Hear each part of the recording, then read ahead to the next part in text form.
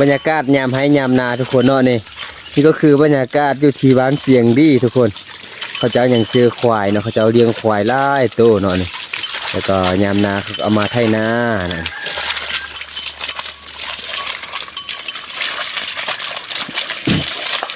อยู่บ้านเฮานี่ก็หาสมไรยากเนาะยามนี้นะเพราะว่าส่วนหลายเขาเจ้าก็ซื้อรถแต่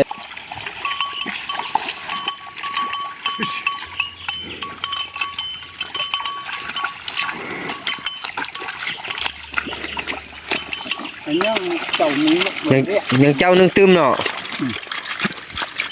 ก็อันหนักถือว่าก็ควายคิด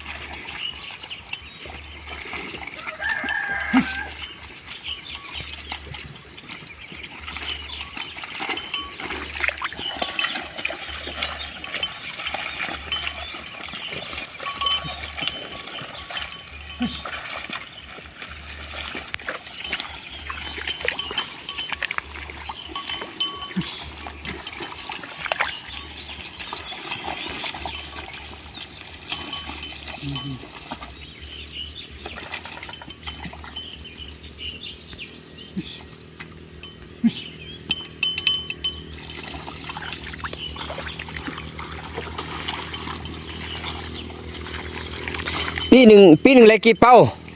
เขาน่ะ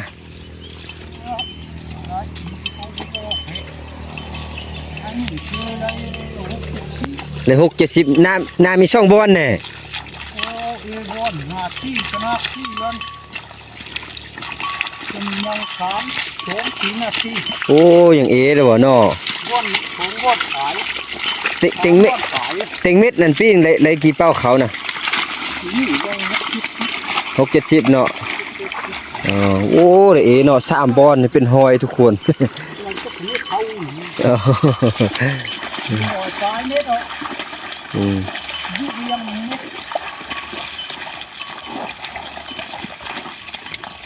ยังสาวนั่นเขาไปยุบใส่ชุ่มหินค่ะ